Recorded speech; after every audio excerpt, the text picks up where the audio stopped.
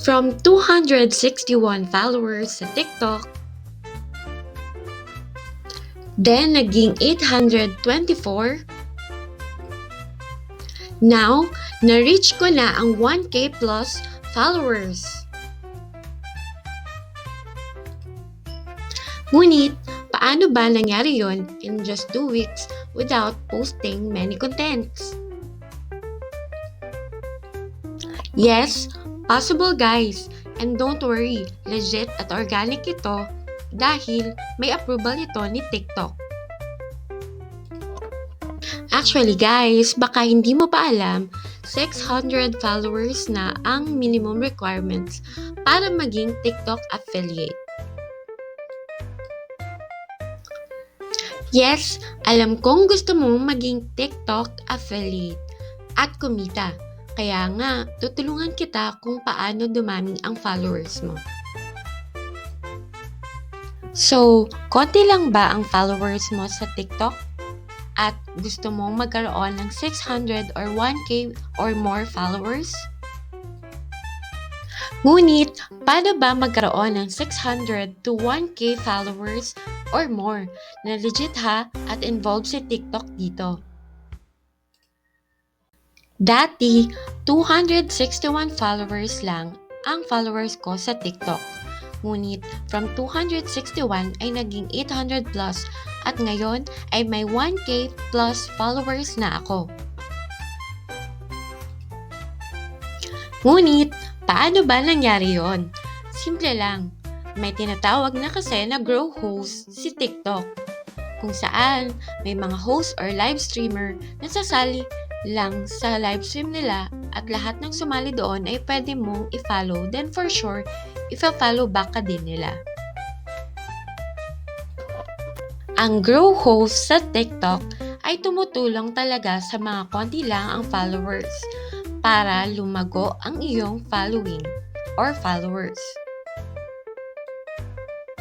Lahat ng sumasali sa live stream ay 95% for sure ifa-follow back ka nila kasi magtutulungan tayo dito. Simple lang at effective ang paraan na ito para mapadami ang followers mo sa TikTok without posting many contents. Pero legit ito at organic pa at mabilis. First step, mag-follow lang ng mga grow host at sumali sa live stream nila. I recommend Mr. Him. Napakabait at marami lang natulungan na TikTokers at dahil sa kanya dumami na ang followers nila. Pwede mong i-search or i-type sa search bar ng TikTok si Mr. Him or Grow Host. I-type mo kung gusto mong marami kang pamimilian. Second, i-recommend ko si Miss Darlene. Kwela at mabait siya. Tulungan ka rin niya para dumami ang followers mo. Third, ay si Sir Alexer.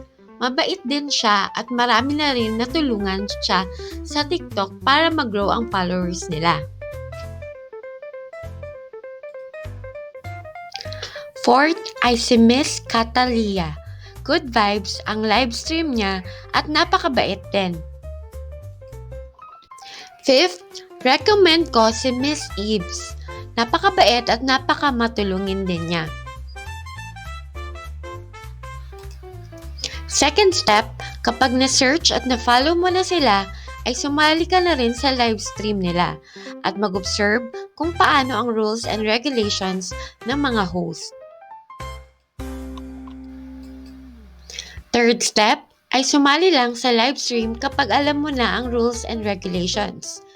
Pwede kang mag-comment ng tap me or payakap depende sa pinapa-comment ng mga host. Maraming sumasali sa live stream nila, kaya mag-comment lang kung ano ang mga kino-comment ng mga sumasali para mapansin ka at i-follow back nila ng mga sumasali sa live stream. Ito ang kay Miss Catalia na live stream. Kung mapapansin mo, may nakadisplay na picture ng mga tao dyan. Pwede din kayong ma-display dyan at mas maraming mag-follow sa inyo. Kailangan nyo lang mag-request sa host, kagaya ni Miss Catalia. Pero bago ang lahat, please like and subscribe to my YouTube channel, The Practical Introvert PH. Thank you! Lastly, kung gusto mong makaangat o ma-display sa live stream ng mga Grow hosts para maraming mag-follow sa'yo, required kang magbigay ng heart or coins para maangat ka. Ngunit meron namang iba na di na kailangan mag-heart o magbigay ng coins. At ayan, sana natulungan ko kayo. Basta i-search nyo lang si Mr. Him, Alexer, Miss Catalia, Darlene, at Eve sa TikTok search bar or i-type ang Grow Host para makasali na at dumami ang followers mo.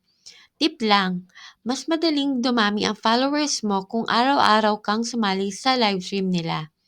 And kung gusto nyo na sumali sa ibang Grow Host maliban sa sinasuggest ko, don't worry, magsusulputan lahat ng Grow Host once nakafollow ka na or sumali sa livestream ng mga Grow Host na sinasuggest ko.